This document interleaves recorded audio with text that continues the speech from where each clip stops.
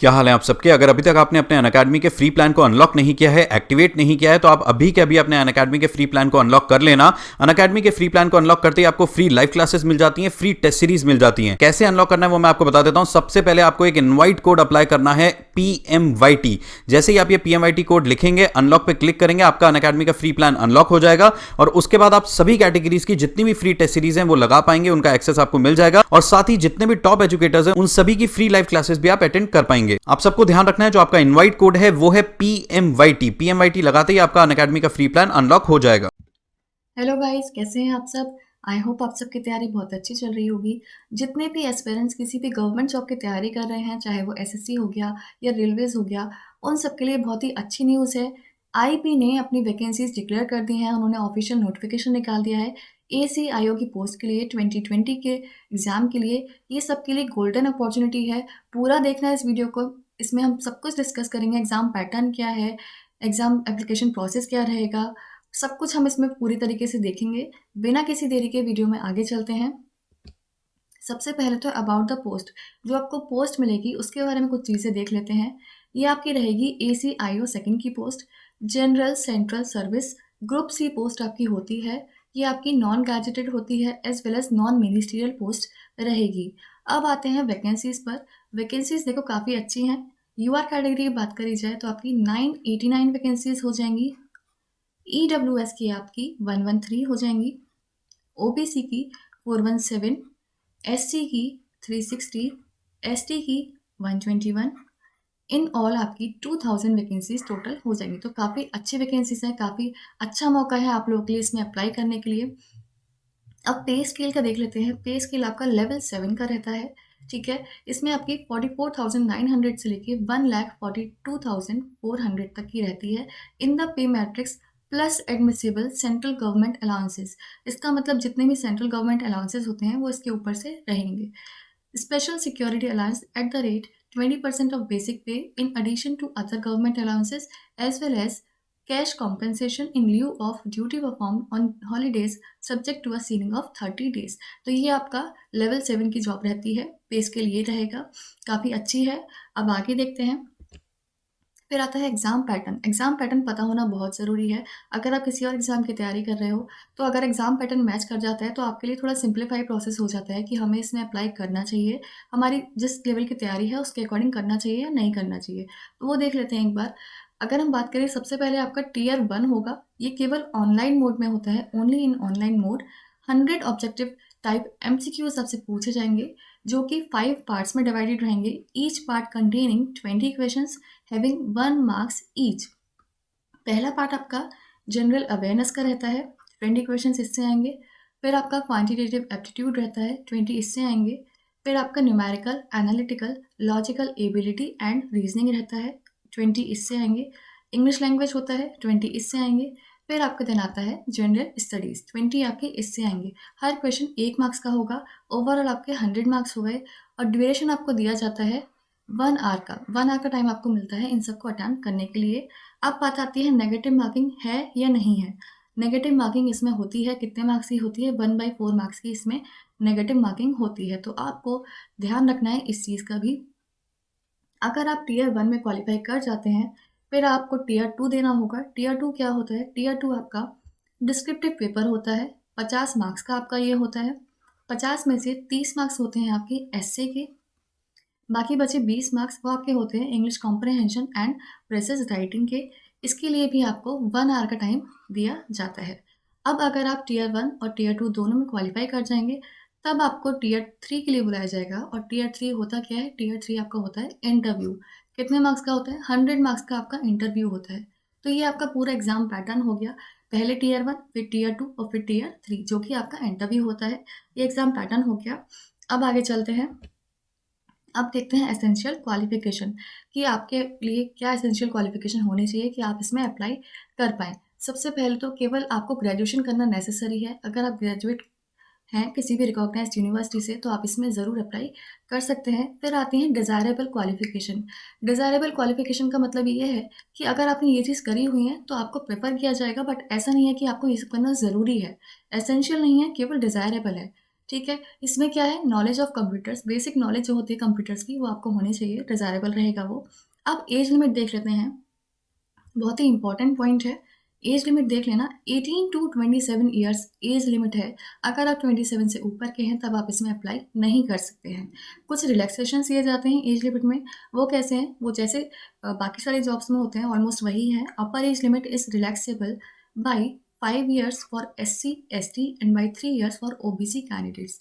SC ST जो है उनको 5 साल का रिलैक्सेशन मिलेगा और OBC जो है उनको 3 साल का मिलेगा।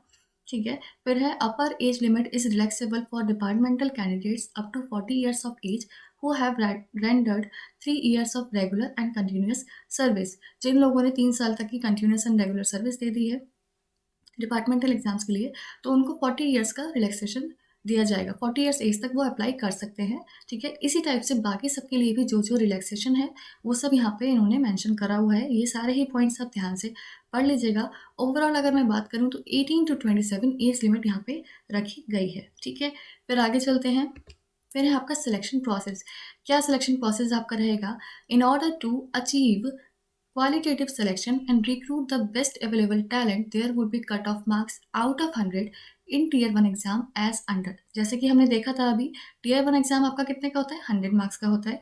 तो इसके लिए आपका कट ऑफ निकाला जाएगा। जो बच्चों का उन मार्क्स से ज़्यादा आएंगे, यानी कि जो बच्चे कट ऑफ से ज़्यादा मार्क्स लेके आएंगे उनको सिलेक्ट किया जाएगा।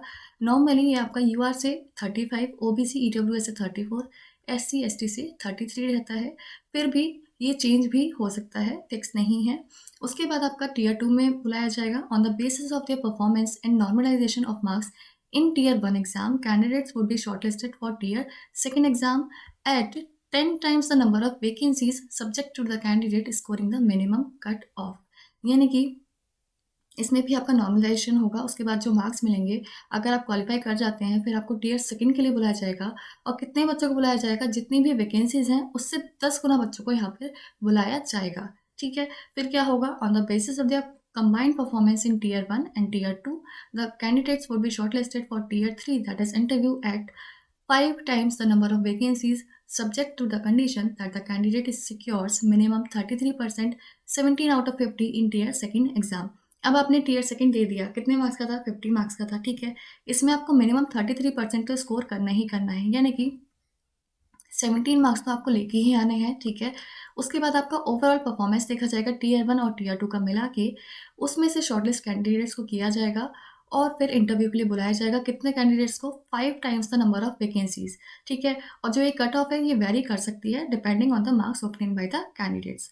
फिर क्या होगा, based on the combined performance in Tier 1, Tier 2 and Tier 3, the candidates would be shortlisted for final selection subject to their character and antecedent verification followed by medical examination. अब अगर आप Tier 1 में qualify करते हैं, Tier 2 में qualify करते हैं और Tier 3 में भी क्वालिफाई करते हैं, तब आपको फाइनल सिलेक्शन के लिए बुलाया जाएगा subject to the medical examination. ठीक है। ये सब आप फॉलो करते हैं तब आपका फाइनल प्रोसेस पूरा कंप्लीट हो जाएगा सिलेक्शन का। पहले Tier 1, फिर Tier 2 और फिर Tier 3, ये पूरा आपका सिलेक्शन प्रोसेस रहता है। अब आगे चलते हैं, क्रूशियल डेट। हाँ जी, ये बहुत इंपॉर्टेंट है। डेट क्या मानी जाएगी, कौन सी डेट तक माना जाएगा कि हमारी ग्रेजुएशन कब तक कंप्लीट होनी चाहिए या कब से अप्लाई करना है, तो वो सब हम इसमें डिस्कस करेंगे। Eligibility of the candidates in terms of age, educational qualification, caste category etc will be determined on the closing date। यानी कि जो भी crucial date है वो कब determine की जाएगी, जो closing date है उसके according माना जाएगा। The candidates must possess essential qualification for the post applied for on or before the closing date, that is the final result must be out on or before the closing date, that is 9th January 2021, and she must have been declared successful in it। ठीक है। तो 9th जनवरी date आपको ध्यान रखनी है। 9th जनवरी से पहले पहले आप ग्रेजुएशन पास कर चुके होने चाहिए, आपका जो रिजल्ट है वो आ जाना चाहिए, उसके अकॉर्डिंग आपकी एज देखी जाएगी। आगे भी इन्होंने पॉइंट दिया है, crucial date for determining the age limit, educational qualification, certificates, testimonials etcetera shall be the closing date for receipt of applications from the candidates. ठीक है। तो 9th जनवरी डेट आपको ध्यान रखनी है। ग्रेजुएशन आपको तब तक पास हो जानी चाहिए, रिजल्ट आपको उससे पहले आ जाना चाहिए, जो आपकी एज है वो भी फुलफिल करनी चाहिए इस एज के अकॉर्डिंग। ठीक है। अब आगे चलते हैं, हाउ टू अप्लाई। अप्लाई कैसे करना है, देखो Applications should be submitted only through online registration by logging on to the website www.mha.gov.in और www.ncs.gov.in। इन दोनों वेबसाइट पर ही जाके आप अप्लाई कर सकते हैं। Applications will not be accepted through any other mode, किसी और मोड के ज़रिए एप्लीकेशंस एक्सेप्ट नहीं करी जाएंगी। आपको केवल इन दोनों वेबसाइट्स पर जाकर ही अप्लाई करना है। या तो आप इस पे जा सकते हैं या फिर आप इस पे जा सकते हैं, किसी पे भी आप जा सकते हैं। कब से कब तक आप अप्लाई कर सकते हैं? Application portal will be operational from 19 December 2020 to 9 January 2021। ये 2 डेट्स ध्यान रखनी है। कब से कब तक? 19 दिसंबर से लेके 9 जनवरी तक आपके डेट्स पोर्टल ओपन रहेगा, तब तक आप अप्लाई कर सकते हैं। Registration done prior to 19 December and after 9 January will not be accepted. इन डेट्स के बीच में ही आपको अप्लाई करना है। सजेस्ट मैं आपको करूँगी, अगर आप अप्लाई करना चाहते हैं तो शुरुआत के दिनों में ही अप्लाई कर दीजिएगा। जैसे 19 हो गया, 20 हो गया, 21 हो गया, लास्ट तक का वेट मत करिएगा, क्योंकि लास्ट टाइम पे आके कभी कभी सर्वर इश्यूज़ भी हो जाते हैं। तो इस चक्कर में लास्ट तक का वेट मत करिएगा, शुरू में ही फॉर्म भर दीजिएगा। अब आगे चलते हैं। प्रोसेस क्या रहता है, स्टेप बाय स्टेप प्रोसेस क्या रहता है। सबसे पहले तो आपको रजिस्ट्रेशन करना होगा। वहाँ पर registration of personal and contact details, वहाँ पे सब डिटेल्स मांगी जाएंगी, उस टाइप से आपको रजिस्ट्रेशन करना होगा। ये करते ही आपको लॉगिन आईडी और पासवर्ड दे दिया जाएगा ऑन योर ईमेल आईडी, ठीक है, वो आपको नोट करना होगा। फिर वापस से आपको वेबसाइट पर जाकर लॉगिन करना होगा। किसके साथ? जो आपको लॉगिन आईडी ईमेल पर मिला है और जो आपको पासवर्ड मिला है उसके थ्रू आपको री लॉगिन करना पड़ेगा। फिर आपको पूरा फॉर्म भरना पड़ेगा। कैटेगरी फिल करनी हो गई, या पर्सनल डिटेल्स हो गई, क्वालिफिकेशन डिटेल्स हो गई, फ़ोटो अपलोड करना हो गया, सिग्नेचर हो गया, ये सब कुछ। ये सब करने के बाद आपसे एग्जामिनेशन फ़ीस मांगी जाएगी और उस एग्जामिनेशन फ़ीस को आपको सबमिट करना होगा। किसी भी मोड के ज़रिए आप वो फ़ी सबमिट कर सकते हैं। ये सारा आपका पूरा स्टेप बाय स्टेप प्रोसेस रहेगा, ठीक है। अब आगे देखते हैं एग्जामिनेशन फ़ी। देखो, एग्जामिनेशन फ़ी की हम बात करें, 2 कंपोनेंट्स हैं। एक आपकी एग्जामिनेशन फ़ी 100 रुपीज़ हो गई, दूसरा आपका रिक्रूटमेंट प्रोसेसिंग चार्जेस रहते हैं 500 रुपीज़। अब ये रहेगा कैसे कैसे? जितने भी मेल कैंडिडेट्स हैं of general, EWS and OBC categories, उनको एग्जामिनेशन फ़ी भी देनी है, साथ ही रिक्रूटमेंट प्रोसेसिंग चार्जेस जो हैं वो भी देने हैं। यानी कि अगर मैं बात करूँ तो उनको 100 + 500 600 रुपीज़ टोटल पे करने हैं फ़ीस के लिए, ठीक है। बाकी जितने भी all SC ST, all female candidates and all ex serviceman, ये जितने भी हैं उनको ये वाले जो 100 रुपीज़ थे एग्जामिनेशन फ़ी वाले, ये पे नहीं करने हैं। उनको केवल रिक्रूटमेंट प्रोसेसिंग चार्जेस देने हैं, यानी कि उनको केवल 500 रुपीज़ पे करने हैं। ध्यान रखिएगा, male candidates of general, EWS, OBC, उनको 600 देने हैं। बाकी SC ST जो बचते हैं, फीमेल कैंडिडेट्स जो बचते हैं और एक्स सर्विसमैन जो हैं, उनको 500 देने हैं। इसके अलावा कोई भी बैंकिंग चार्जेस लगेगा तो वो छात्रों को खुद ही देना होगा।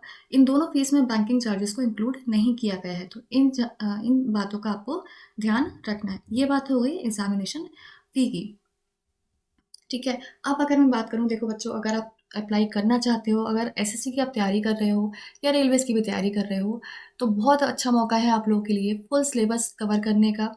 अगर तैयारी अभी तक नहीं भी की है तो बिल्कुल देर मत करो, बहुत गोल्डन अपॉर्चुनिटी है। बेस्ट प्लेटफॉर्म आपके लिए क्या रहेगा? अनअकैडमी की लर्निंग ऐप को इंस्टॉल करो, अपने एग्जाम कैटेगरी चूज़ करो, क्योंकि इसका पैटर्न जो है वो ऑलमोस्ट आप बोल सकते हो कि SSC का पैटर्न ही रहेगा, सब कुछ वैसे ही है ऑलमोस्ट। तो आप SSC की अगर तैयारी कर रहे हो तो बहुत अच्छा रहेगा, क्योंकि अनअकैडमी पर पूरा सिलेबस कवर कराया जाएगा, चाहे जनरल अवेयरनेस हो गया, इंग्लिश लैंग्वेज हो गया, क्वांट हो गया, सब कुछ आपका कवर कराया जाता है, रीजनिंग भी हो गया। तो बेस्ट वही रहेगा आपके लिए। अपनी एग्जाम कैटेगरी चूज़ करना, फिर गेट सब्सक्रिप्शन पर क्लिक करना और वहाँ पर PMYT रेफरल कोड की जगह एंटर कर देना। इससे आपको मैक्सिमम डिस्काउंट मिल जाएगा। बेस्ट अपॉर्चुनिटी है, पूरा फ़ायदा उठाओ इस अपॉर्चुनिटी का। बाकी आप किसी भी एग्जाम की तैयारी कर रहे हो, चाहे वो SSC हो गया, UPSC हो गया, बैंक हो गया, रेलवेज़ हो गया, सब में PMYT कोड अप्लाई होता है। इसमें आपको लाइव क्लासेस मिलेंगी, मॉक टेस्ट मिलेंगे, क्लास PDF मिलेंगी, डाउट सेशंस, क्लास रिकॉर्डिंग, सब कुछ मिलेगा। कभी भी कोई भी डाउट हो, लाइव क्लासेस में आप तुरंत के तुरंत क्लियर कर सकते हो।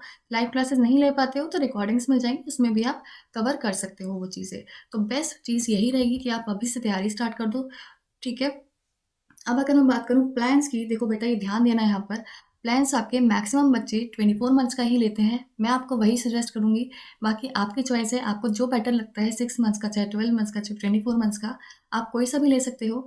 जैसे ही आप प्लान चूज़ करोगे, उसके बाद रेफरल कोड की जगह आपको PMYT एंटर करना है, जैसे कि यहाँ पर किया गया है। ये एंटर करते ही आपको मैक्सिमम डिस्काउंट मिल जाएगा। साथ ही आपके जितने भी क्रेडिट्स होते हैं, उनको भी रिडीम कर लेना, इससे आपको डबल डिस्काउंट मिल जाएगा। फिर आपका 5832 में पड़ जाएगा 24 मंथ्स का प्लान। अभी के अभी ले लो, ज़्यादा टाइम नहीं बचा है। अभी के अभी ले लो, इस मंथ में ले लो, क्योंकि बेटा प्राइजेस इंक्रीज होने वाले हैं। ठीक है, 24 मंथ्स का आपका 5832 का पड़ेगा, 12 मंथ्स का आपका 4860 में पड़ेगा, और 6 मंथ्स का आपका 3888 में पड़ेगा। सब कुछ इसी में इंक्लूडेड रहता है। Use PMYT code for maximum discount. हाँ जी, 31 दिसंबर से आपके प्राइजेस इंक्रीज होने वाले हैं, तो बिफोर 31 दिसंबर आप इसको परचेज कर लो। अपनी तैयारी पूरी अच्छे से जोर से करो। इसी बार आपको जॉब लेनी है, इसी बार सिलेक्शन लेना है, और बहुत अच्छी वैकेंसीज इस बार निकाली गई हैं, तो पूरा फ़ायदा उठाओ इसका।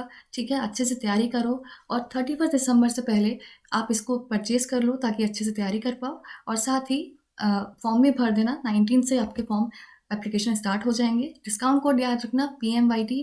हमेशा किसी भी चीज़ में आपको डिस्काउंट कोड चाहिए होगा, PMYT सब जगह अप्लाई होगा।